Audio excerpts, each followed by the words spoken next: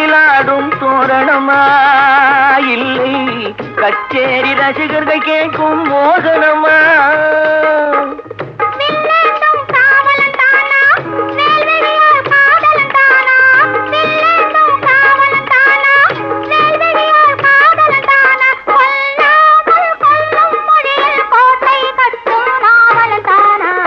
பேசுவது கிளியா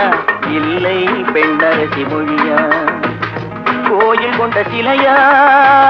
கொத்துமல கொடியா ஹோய் ஹோய் ஹோய் ஹோய் பாடுவது கவியா இல்லை பாரிவள் வதனா